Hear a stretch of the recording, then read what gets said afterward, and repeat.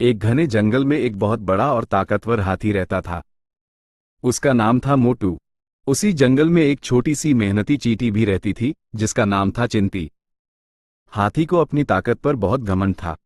वो जब भी नदी पर पानी पीने जाता, रास्ते में आने वाले छोटे छोटे जानवरों को डराता और कहता, देखो, मैं जंगल का सबसे ताकतवर जानवर हूं।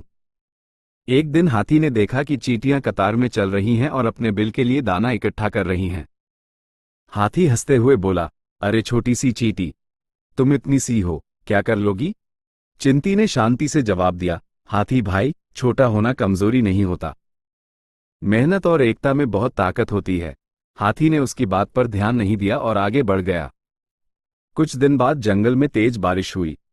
बारिश की वजह से नदी का पानी बढ़ गया और हाथी कीचड़ में फंस गया। वो जितनी जोर लगाता, उतना ही और धंसता जाता। हाथी घबरा गया और मदद के लिए चिल्लाने लगा। तभी वहां से वही चींटी और उसकी पूरी टोली गुजर रही थी। चिंटी ने अपनी साथियों से कहा, दोस्तों, हमें हाथी की मदद करनी चाहिए। सभी चींटियां मिलकर हाथी के पैरों के आसपास की मिट्टी को काटने और हटाने लगी। कुछ ही देर में हाथी के पैर ढीले हुए और वह बाहर निकल आया। हाथी को अपनी गलती का एहसास हुआ। उसने शर्मिंदा होकर कहा, चिंटी बहन, मैंने तुम्हें छोटा समझकर मजाक उड़ाया था। आज समझ आया कि असली ताकत एकता और मेहनत में होती है। चिंटी मुस्कुराई और बोली, हाथी भाई, हमें किसी को छोटा या बड़ा नहीं समझना चाहिए। हर किसी की अपनी खासियत होती है। उस दिन के बाद हाथी ने कभी किसी को छोटा नहीं समझा और सबके साथ प्यार से रहने लगा।